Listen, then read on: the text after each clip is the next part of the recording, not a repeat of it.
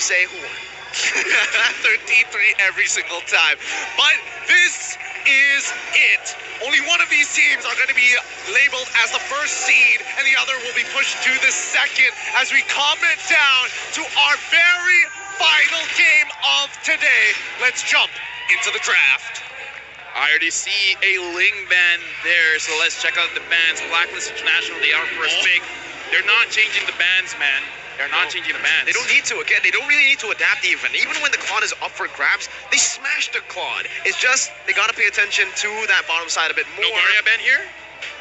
Ooh, I mean, if they don't ban the Varia, it is going to be very sketchy. But I think with the Diggy out, they can actually just let the Varia go. That was the plan initially for TODAK. Generally, definitely possible, but keep in mind, TODAK is going to be back onto the towards that second pick with Blacklist International on that first pick. So generally, that should be the case here. There we go. Novaria is going to get taken out. Now forced to play standard, but that means that Valentina is open. Do they want to take it first pick, though? Right? I mean, here's the thing. Valentina is strong. Eve is strong. I kind of feel like for Blacklist International, they're definitely looking at both heroes. Never mind, Psycho Fedrin is here. Yeah, with the Fedrin so good. Shoutouts to RSG as well, because I was hanging out with them and they gave me that term. But I kind of feel like now it's sticking. Now I think we're just going to call it the Psycho Fedrin. Oh, for sure. 100%. When you think Fedrin is gone, Psycho Fedrin is just looking back at you like, say what now? Say that again, one more time? I got my retry up, by the way. Oh, man. TODAK. Do they want to go for what they went for in game number 1? Just instantly with a Kai Arlet here? I kind of feel like Claude would be okay. Just take it now before he gets picked up, right? They have last pick in the first phase, so I think they want to utilize that to actually, Claude? Maybe pick Claude, right? Again, Blacklist International can simply just pick up that Claude away, but TODAK, I don't think they want to. Do they want to be that one-dimensional? Just go for the Claude? No. Marcus and Valentina. Very interesting, yeah.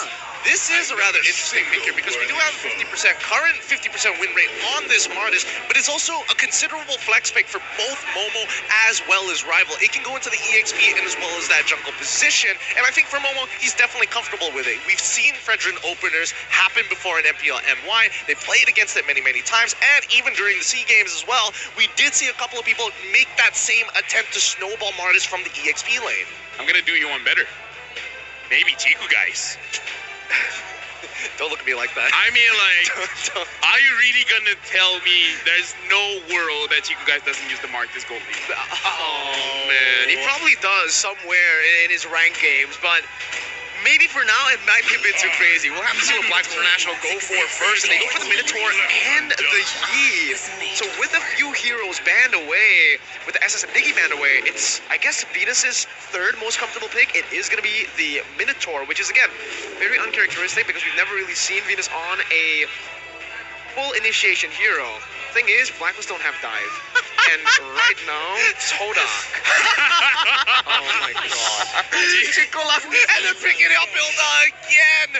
Alright, Chiku guys has dealt 100% of TODAK's turret damage with a total of 20,068 damage to turrets last game. 100%. Oh you know my what? goodness. This is a different kind of funneling. Yeah. That is amazing. I've never seen a turret funnel before, but I guess we've seen it now. I think Chiku told the team, you guys just clear the minions. Yeah. Don't even Distract them. Destroy your own body for me. This is some sadistic. This is some He sounds like a way play. He sounds like a dictator. I mean, anything for the win, right? Anything for the win. Anything at all costs. All right, let's see what the second phase is going to be here. Because again, the fact is that TODAK is going in blind with this Hilda, right? They have Claude something Ben, right? in mind.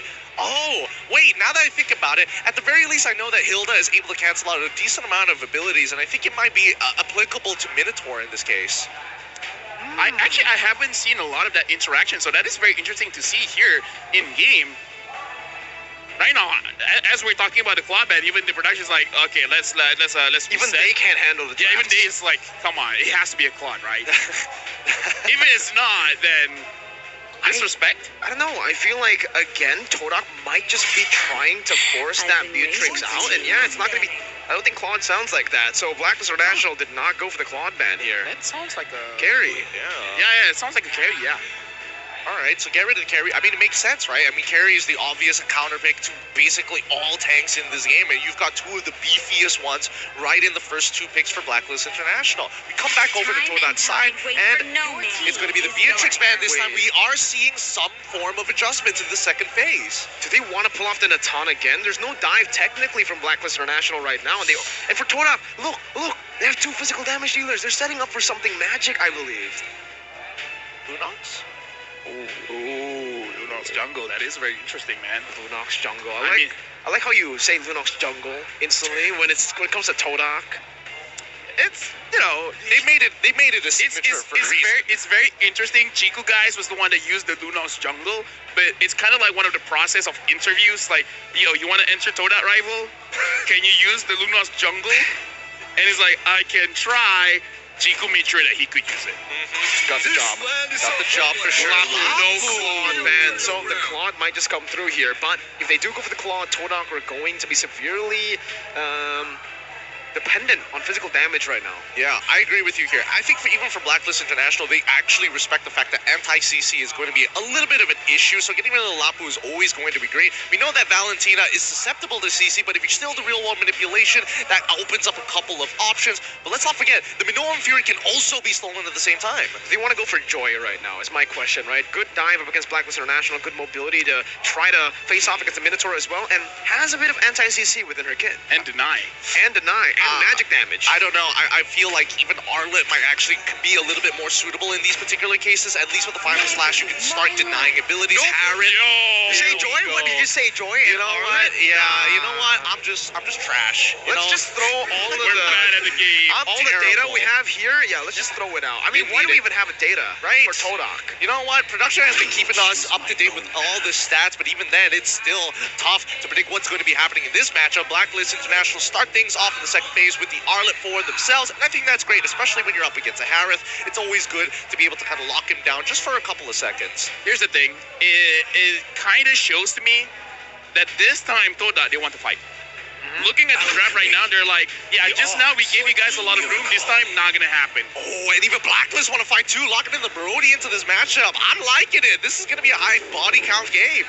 TODAK can just go for something like a Terizla now in the XP lane. Put the Martis in the jungle, and the Terizla is going to have a lot to say. Anti-CC, once again, in the penalty zone, is a very good counter onto the Brody early to mid when he doesn't have enough attack speed to get those basic attacks off because it cancels it all the time. Yep. Or the Lunox jungle. I like how we default to Lunox jungle because we're talking about if we're talking about anti-CC, we have to talk about iframes, right? They basically come hand in hand to each other, and there's not a lot of heroes that do that. Oh, Yu Zong. Okay, you know what? You guys are bad about the game. We're terrible. We're terrible. None of our predictions correct here. None of our calls. To be fair, can people really blame us? Is it really our fault? It's TODAK's fault, I think, more than us, right? I don't know. LaFell was able to call it in game number 2 how this game would eventually end, so... But he's Malaysian. No, I'm calling for this game. It's going to be a brawl. Mean, man? I'm calling this game a brawl, man. Calling it a brawl? Once Chiku has 2 items on the Harith, it's all looking for blood. All right, Clippers, hold him accountable for it. Let's find out. Is he going to be 2 for 2 here? He's 1-0 currently, and I'm expecting everybody to show up in the mid lane and start battling it out. The crowd's ready. You can see them, man. They are ready for this 3rd game of the series. We expected anticlimactic after game number 1, after the stop of game number 2.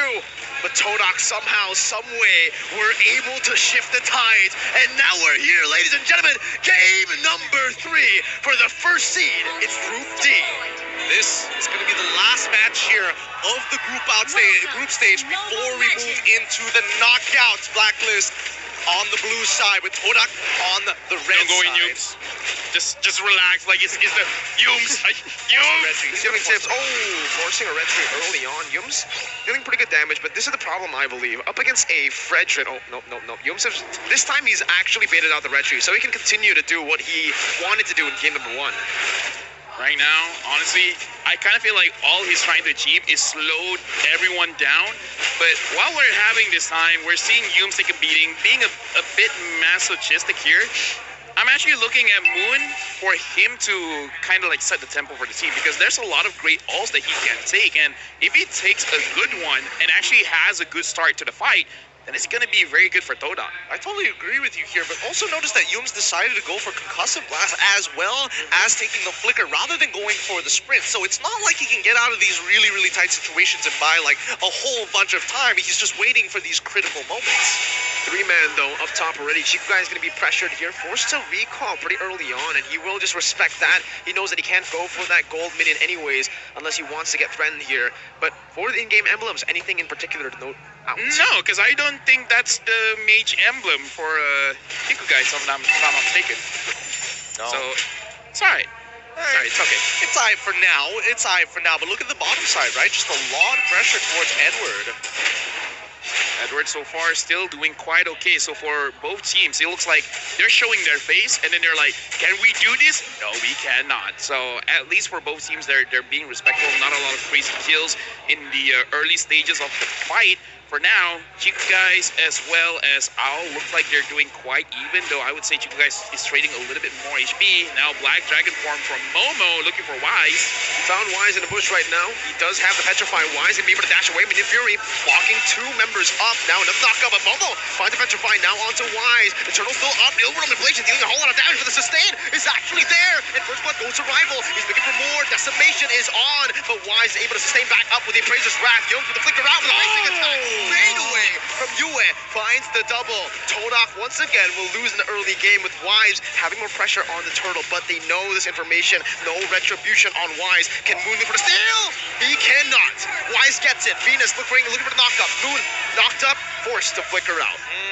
Honestly, super close coming in from Yums. He could have survived if he was able just to get his foot, just one more pixel to touch that brush, and Farak is passive once again. I mean, the idea was definitely there, right? Momo wanted to jump into back, hopefully trying to slow down Yue and maybe put them low enough for Rival to kind of finish them off one by one. Another thing is, he almost hit level 4. If he hit that level 4, he would have survived. But now, oh my Venus, he's Yums as well as Moon. So far, this Minotaur is getting punished quite a lot, but so far it is going to be quite okay. Even the Power of Wildness committed, but look at this. Wise, Psycho, Frederick locking him down. Minion and Fury to take him out. Real world manipulation as well. Put all the ults and the kitchen sink down below. Solo kill from Owl. Torn apart memory. Oh, that's not what you want to see. That's not what you want to see. Blunder after blunder coming off of the side of TODAK, but this could be a repeat of game number 2. Who knows? Tough to say, but you're going to have to keep your hopes up. So far, so good for Blacklist International, right? You can definitely tell by their movements. They're not looking for these big invades. They're just making sure that the river line is going to be safe. Oh, what's going on in the mid lane? Moon is going on in the mid lane. He's getting completely ganked and shut down this game. 0, 2, and 1. Rival forced to just soak in all the mid waves in the mid lane, and TODAK are just falling behind. Chiku guys now with Zaman Force. It might be another solo kill as the Total Power Memory comes through. Oh my god! So much damage. Wise. He's looking for the Appraiser's Wrath stacks. Rival and Yums are there to back him up. Will give him enough space to clear out the mini waves, but so far, Blacklist 3,000 gold lead already. Okay, guys, you know, I said it's going to be a bloodbath. I say it's going to be a brawl. Not like this. You know, I thought it'd be a little bit more even for now. 6 kills to 1. TODAK has not been doing quite good in this trade. And Yums, he's really just tanking everyone. He's trying to delay. I don't know what's going on here. I think he's trying to bait the abilities, and he did do that. Momo finds a Petrify. The Furious die, but Venus is still able to escape from decimation. Now Moon stealing away the Mutant Fury. Momo, the Black Dragon form will fall. Yue picks up a double. The Appraiser's Wrath comes through. Blacklist have withstood the chaos, and they're able to punish. Beautifully played by Blacklist. They're making sure that their low members flicker out right at the very end while the rest of the members try and body block Rival from getting even remotely close. Keep in mind, the decimation has a limited range. It's not very, very long. And more importantly, there is a slight channel time. So if timed right, he can technically, it's a bit of a gamble, right? Rival could technically follow them along that flicker, but if done early, won't have the space and time. TODAK's got to slow down a bit, get some farm, get equal levels, because even looking at levels here, Chiku guys about to hit level 7, but Owl is already level 7. Yums keeps on going on, and look, he's taking way too much damage, man. Forced to commit the flicker here early. Again, 5th minute in the game. but it does give some more space for Chico, guys. He didn't know a lot of members were down there. Now they can actually slow the tempo down. But with a 5,000 gold lead, with a turret already taken on this Brody, remember, this is Owl on the Brody. He understands completely how to snowball in this game by getting these turrets, and Blacklist seem to understand that as well. They're already rotating him down below. If this turret falls, that's so much map pressure that Blacklist can use to actually even invade in the enemy jungle. Look, right now I'm looking level difference so much. Even Venus and Humes, there's a level difference here. So TODAK again, they're going for my Venus. I don't think that's a very great idea, especially Chico, guys, is actually being denied a lot of the minions, and now Moon has to flicker away, but Edward is there. Final slash. Moon again. 0, 3, and 1 now counting. Blacklist International have completely read out what TODAK wants to go for. Even Momo here in the mid lane, forced to again soak in those minions. And yes, Blacklist are playing the siege perfectly with the Brody, playing towards the Brody, giving him space. And now with this big snowball, I can only imagine what one torn apart memory can do to the rest of the team. Yeah, it's going to absolutely shred here, but Blacklist International at least have identified the movements coming in from TODAK, because again, even if you guys were to suppose go to that top side, they know for a fact that Momo is covering it, especially these big choke points, to feed that information. It is a good way to kind of cover for Chiku, but it's not the greatest for anybody walking back into the mid lane. That's why Momo was such a prime target. It's funnel. They're doing a funnel right now. Chiku is going to be on the purple buff, given it very early in the 7th minute of the game, despite Rival already being behind. He's still trying to go for that. Now, what does this mean? This means, again, you gotta slow things down, because you're really looking for Chico, guys, to carry the game. But the thing is, it's kind of not great, just because Athena Shield as well as Radiant Armor are a thing. I don't know. In this kind of situation, TODAK might still be able to win the fights, but they really gotta make sure that they put into consideration the level difference. Edward's level 10, Momo is level 9. Unless they catch Blacklist slipping, it's going to be very difficult. Splitting Blacklist off, Edward could read on Rival, just bringing him back right now, as the turtle will actually be ignored. They want to go for the first Lord right now, understanding that Chiku has been doing the same thing. He's just been constantly splitting, so they don't actually want to go for the turtle. They're just going to go for the Lord that has just spawned. And more importantly, as time goes on, rather than looking for these neutral objectives, actually, Blacklist looking for these kills might be very, very worthwhile, right? Because at the end of the day, as much as Chico wants to go and split push into the side, if he doesn't reveal himself, and more so if the housekeeping has been done right, taking out 3, arguably the most ideal situation for members from the side of TODAK, making it obsolete for you to try to go for these back doors. Right now, looking at the situation, I don't always see Harif split pushing, so we'll have to see if Chico is able to use that well. The Lord is Blacklist. They're thinking about it, but at this point of time, it kind of feels like maybe not too worth it, but no, they are starting the Lord right now. And look at TODAK's positioning. It doesn't look like it is going to be a good position for them to actually fight this. I don't even think they should contest at this point, right? I mean, 6,000 gold lead.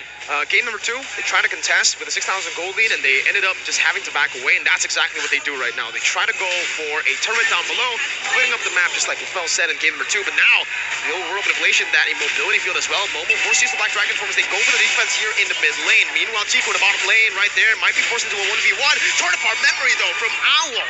Beautifully placed, the fadeaway, and yes, two guys takes the fight, has the Purify now with his Mon Force as well, but cannot win in the 1v1 against Edward. Oh, Chico, the shielding. Oh, so low, so close, but Agent Zero takes the dub. Oh my goodness, that was way too close for comfort. One single dodge made such a difference to not get the reset on the demon marks now. But the defense, it's going to be rather weak without Chiku. And more importantly, when it comes down to wave clear overall, even Moon is significantly behind. He's not strong enough to one-shot these waves by himself. I gotta say that's a level difference. Because again, 1 level difference. If they were equal levels, Chico might have won that. I think it's also just the Purify. I really wonder why Chico didn't utilize the Purify there in the skirmish to try to, cancel out some of these stuns coming in. I think it was already too late, right? He was already hit by the big ticket items. He was hit by the final slash. Wait, hold on. Rival brought back by the team by the final slash right there, but the real world manipulation does give TODAK a lot more to say when it comes to these defenses high ground. So they're going to be able to defend for now. Only the 2-phase turrets, or tier 2 turrets on the side getting picked off. Okay. Things have been going on pretty okay for now for Blacklist International. 9.2. They need to make sure that there's no holes in their attack. No opportunities for TODAK to come back. Final slash again. Bringing rival back. That's a lot of resources committed for the Meteor Fury as well. With the flicker inside. Chiku is holding on to that Puriflow. And look at Wise! With the Abrasion's Wrath is able to find a kill back. Bursting Chiku, guys. And we're final slash. Again. Moon brought back to the team. One more hit. UN finds it. Owl takes down the top side. 4 members down. Make it 5. It's a wipeout from Blacklist International. And they do it quicker, faster, more efficiently this time. 11 minutes and 12 seconds. 11 minutes and 12 seconds.